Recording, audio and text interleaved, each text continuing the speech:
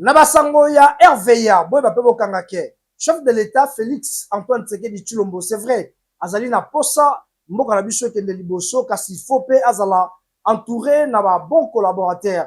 Kasi parmi bango boy ba kemo na mboka Ngoma Mbaki Léonard, ou azali directeur général ya régie des voies aériennes RVA, azali ko matérialiser azali vision mokonzi mboka na secteur oyo bodi melangai auti ko doté ou azali ba Jeep Flyco na ba câble ya balisage, c'est-à-dire mituka wana eko permettre pour la kimisa bandeke na ba piste et que rapé ba incident ya ndenge na ndenge kasi ya doté ngona ba aéroport ebele toali na Kisangani, toali na Kasai central, na Kasai oriental et puis na Okatanga bolanda ndenge nini population to ba genre pe cadre ya RVA ba sepela ki na likanisi wana pe ba pesa ki merci mokonzi ya mboka Félix Antoine Tshisekedi Tshilombo bolanda reportage oyo.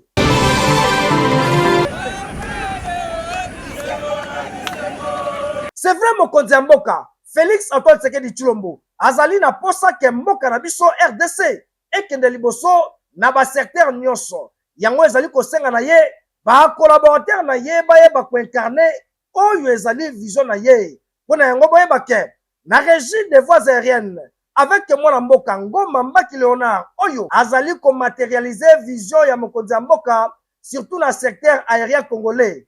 Boyeba ke régie des voies aériennes RVA SA sous l'impulsion ya directeur général na Ngoma Mbaki Léonard bango bazali kolandela activement ba effort ya renforcement ya ba infrastructure pe sécurité aéroportière à travers mboka na biso mobimba RDC. Boyeba ke plusieurs aéroports majeurs bango bayebaki bongo kozala doté na ba équipement technique ya dernière génération oyo ezali ko marquer ba avancée significative na amélioration ya ba conditions ya exploitation pe ya sécurité. Aéroport international ya Njili na Kinshasa bino moko boyebi ezali mbala ya liboso depuis la mise en service ya aéroport et outi kozala bongo équipé na ba Jeep Flyco ba câble balisage lumineux essentiel na masolo etali navigation nocturne pour la sécurité ya ba piste. Aéroport international ya Kisangani kuna pe bango ba bénéficiaki Jeep Flyco et yé pour na ko renforcer la capacité opérationnelle et la réactivité en matière de sécurité. Le véhicule que vous voyez, on l'appelle souvent Flyco, mais c'est le Folomir, qui nous aide à chasser les oiseaux tout autour de la piste et de voies de circulation. C'est avec un équipement qu'on appelle effaroucheur. L'effaroucheur est utilisé pour chasser les oiseaux autour de la piste. Vous savez l'impact négatif que peuvent avoir les oiseaux au niveau de l'aviation, surtout à l'atterrissage et au décollage. Au nom des cadres et agents de l'aéroport international de Kisangani Bangoka, exprimer toute notre reconnaissance à son Excellence le Président de la République, Félix Antoine Tshisekedi, pour la décision qu'il a prise en son temps de faire en sorte que tous les aéroports internationaux de la RDC soient certifiés. C'est dans le cadre de cette certification que le DG de la RVA, Léonard Ngoma Mbaki, s'est approprié cette décision et aujourd'hui nous a doté de ces véhicules-là, Flyco, qui fait partie des patrimoines de l'anti-incendie, pour remonter la sécurité et la sûreté à l'aéroport de Kisangani. Aéroport international, Yakolwezi, Bangope, Bauti kozwa Jeep Flyco, bondi melangai aéroport oyo, désormais, badotaki bango, ba dispositif acoustique embarqué pour na ko permettre koyeba ko disperser bandeke au bord ya piste. Nyoso oyo ezali pour na ko réduire ba risque ya ba incident oyo ezali bango lié na fosse aviaire. Province ya Kasai central, bango pe bazwaki ya bango bondi melangai awa, bozali kozwa ndenge nini ba agent batoni samina esengo pour na kotala mokonzi ya mboka Félix Antoine Tshisekedi Tshilombo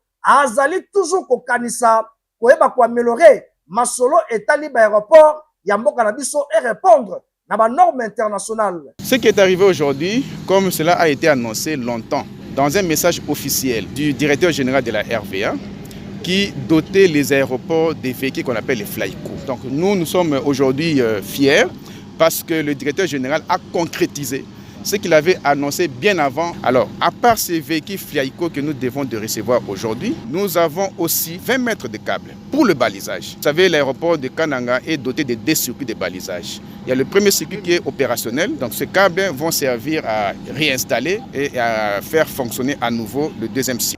Et en quoi ce véhicule de sécurité servira-t-il? Patrick Bondo répond en ces termes. Ce véhicule va augmenter les niveaux de sécurité sur la piste dans le cadre de la sécurité de la navigation aérienne. Donc je peux même vous dire le rôle de ce véhicule.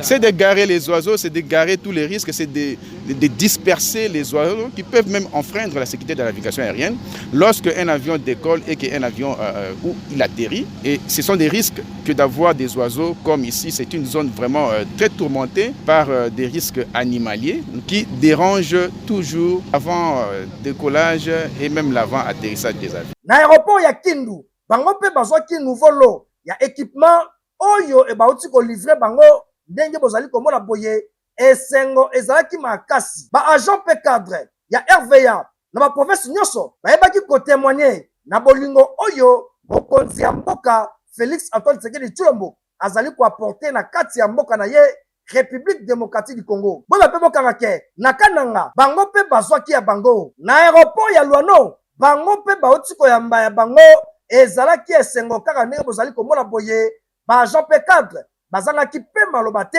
ya kokumisa mokonzi ya mboka na mwana mboka oiseau rare Ngoma Mbaki Léonard oyo azali ko matérialiser vision ya mokonzi ya mboka. Merci beaucoup pour notre DG l'infatigable Léonard Mbaki pour la dotation de ce véhicule. Le véhicule c'est Flyco, c'est-à-dire c'est un véhicule de première intervention follow me. C'est le véhicule qui nous aide à chasser les oiseaux, c'est-à-dire les pharochères. Hein? C'est un véhicule qui nous parce que les oiseaux peuvent occasionner les accidents. Vraiment, c'est un véhicule vraiment très important pour l'aéroport de Lubumbashi. Ça fait plus de 10 ans que l'aéroport manquait ces véhicules ici. Nous tenons aussi à remercier les commandants de l'aéroport international de Lubumbashi, Maman Marie Omanga. Elle est vraiment au four et au moulin. Ouais, pour ces radios, comment est-ce que vous nous recevez? 5-5. Zulu Tango Flyco.